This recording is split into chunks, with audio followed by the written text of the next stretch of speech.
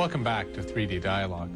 According to Buddhist tradition, contemplation and meditation on death and impermanence is regarded as very important, because it is only by recognizing how precious and short life is that one is most likely to make it meaningful and to live it fully. And by understanding the death process and familiarizing oneself with it, one can remove fear at the time of death and ensure a good rebirth. Joining me in studio to tell us about the concept of death and funeral rites in Buddhism is Sean Hillman, a Buddhist and hospice worker at St. Michael's Hospital here in Toronto. Thanks for coming back on the show. Thank you. Now, obviously Buddhism, I feel, looks at death and looks at funerals really in a much different way than other faiths. What is it, I guess, we sort of talked about it in our intro, but what is it really that makes the Buddhist funeral so different and perhaps so joyous in terms of not so much ending a life, but really monitoring or celebrating the fact that it's a type of rebirth? I don't know if it's so different from other traditions. Maybe there's a greater emphasis on death because we see it as the moment before death actually takes place, the moment before the mind moves to the in-between state and then moves on to a new life is crucial. It's seen as crucial. So it can be safely said that in Buddhism, our whole life is preparing, practicing for that moment of death. His Holiness the Dalai Lama, one time I heard him say that he's a little bit excited about that possibility. Maybe will he or will he not pass the test, meaning will the death process be easy or difficult? So well, and let's just for a moment, what is this process? I mean, I've read about it myself, but I'm curious just for our audience, this moment before death, can you maybe describe not just its significance, but almost sort of hypothetically what it involves? During the process of dying, each of the elements in a particular order dissolve. And in my time with people who have been dying, you can see some of these signs. There are inner visions that people have, and they're displayed outwardly. For example, when we're turning people who are dying, if they're at a stage where the earth element is dissolving, they feel like they're falling. So even though we have them close, we have the side rails up, they say, oh, I'm falling, I feel like I'm falling. That is a sure sign that the earth element is dissolving. There is a dryness of the mouth, the water element is dissolving, some of these things. And with each of these elements dissolving, there's a particular vision that the person is seeing inside. If one knows about these visions, if one knows about this process in advance, like you said, preparing for this, it makes it easier. It makes it that it actually can be a smooth process. It can be a peaceful process, and the reason why we want this to be smooth and peaceful and even happy, virtuous state of mind at the moment before death is it creates the cause for a better rebirth. If it's disturbing, if it's an accident, it's not impossible to have a good rebirth, but it makes it more difficult because that last moment actually is the springboard into the next life. So we want it to be happy, peaceful, and virtuous, if possible. Now, you brought some pictures today that I think illustrate some of the funeral rites or some of the aspects, but maybe you can go through them and share with our audience their significance. Let's look at those pictures now.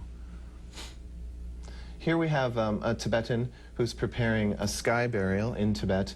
Often people bring the corpse to the top of a mountain, and the corpse is ground up and flour is added, and it's given as food to vultures. It's not a popularly attended event, usually just a very close family. It's also difficult because this is the body of a former loved one.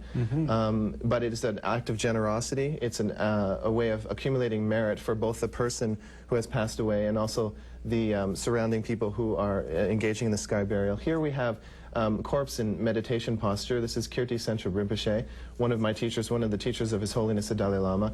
When he passed away, as many beings, high beings do, they're actually in meditation and they don't leave the body right away. This is the cremation of Kirti Sentra Rinpoche.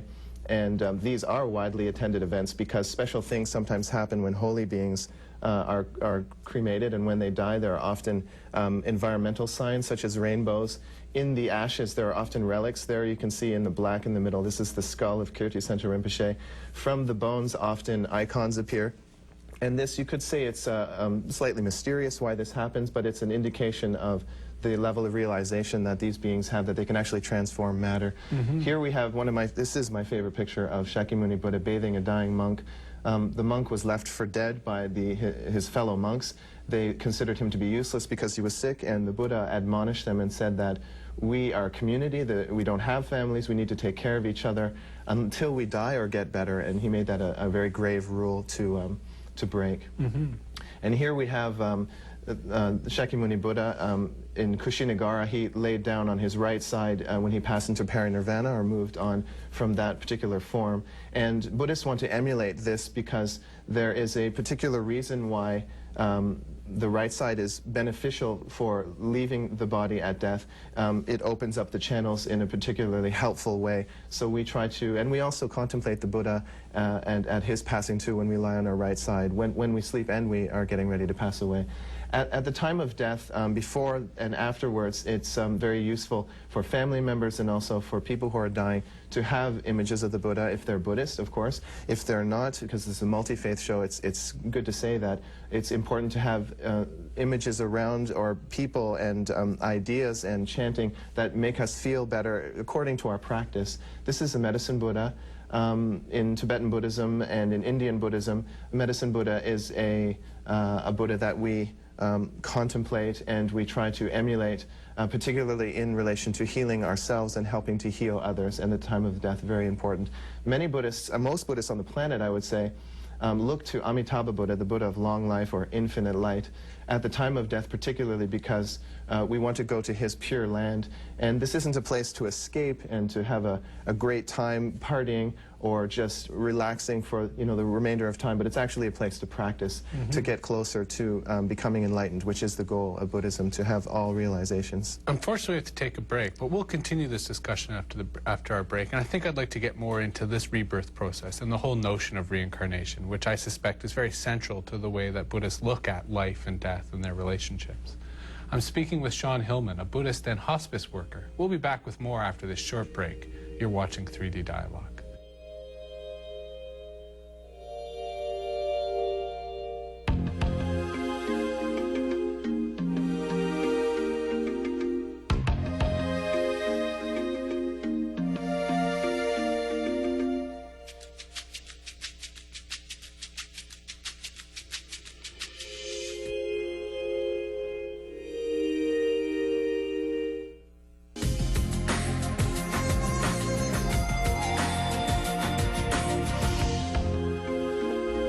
Welcome back to 3D Dialogue. I'm Jesse Hirsh.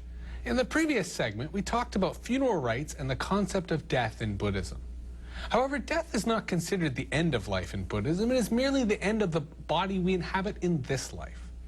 Buddhists believe that the spirit still remains and seeks out through the need of attachment to a new body and a new life. There it is reborn as a result of its past actions, which determines its karma in its new life. Still with us in studio to continue our discussion is Sean Hillman, a Buddhist and hospice worker from St. Michael's Hospital here in Toronto. Now, before the break, as we were going through some of the pictures that we were looking at, I noticed that really cremation is central in terms of the Buddhist funeral rites, and I suspect that ties into this notion of reincarnation. Could you perhaps explain the relevance or perhaps the cultural practice of reincarnation and why it is so central in terms of Buddhist funeral rites? Sure. Cremation is a long-standing tradition from the Indian, also from the Hindu tradition.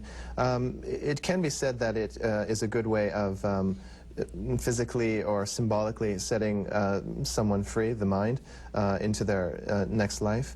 As we saw before, too, there is a tradition of sky burial in Tibet, which is an act of generosity, and also another way of letting go of the form that we've left behind. I think originally in India, too, it had to do with space, maybe a practical concern, too.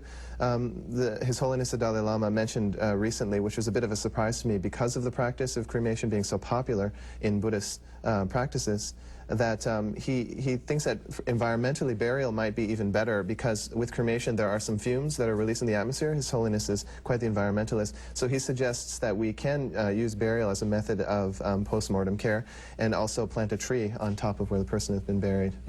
Sort of ensuring that their spirit is able to move on, is that? Not for that reason, but mainly to consider the environment. The mind, at the point where the body is disposed of by fire or as food or in the ground, ground through decomposition, the mind is already left, so that's not a concern at that point. There is a time before disposal of the body where the mind has not left, on average about 3 days, and this is why it's important after death for there to be silence, for the body not to be shaken or disturbed, so that, again, the process from moving from one life to another is easy and smooth. Now, it strikes me in terms of the misconceptions, or perhaps people's false perceptions of Buddhism, has to do around reincarnation, that a lot of people perhaps overemphasize or place false meaning on reincarnation within Buddhism. And yet it strikes me there's a randomness to the reincarnation. It's not that deliberately you know your past lives, but in fact there's almost a disconnection between what we think of as our personality and what is really our spirit as it moves from one body to another.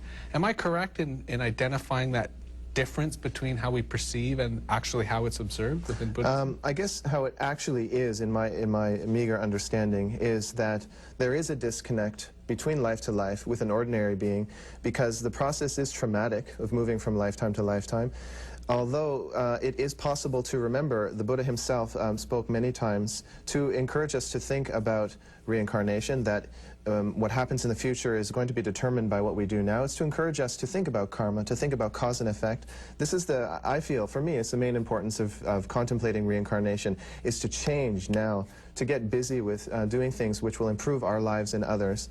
The main thing about reincarnation, not who will I come back as or what will I come back as. There is a big emphasis on coming back as animals. People have this very strong idea in our culture, I find, that animals have it easy, they have it really good, and it's true. Compared to the dogs that I've met in India and Nepal and here, our dogs here are very lucky. They have very good karma. The bottom line for the animal realm, though, is they don't have the upper faculties. They can't practice spirituality as much as we like to think, oh, my cat is so smart, he does this and that. It's true. There are different levels of abilities. Still, they cannot practice spirituality. I recommend for people not to think about coming back as something other than a being who is able to practice, because it's so important for us to get busy, and so that we can become beneficial to others and transform our world. Very difficult as an animal, and so much suffering that when we leave, they're anxious. When we come back, they're anxious. A lot of anxiety in that realm.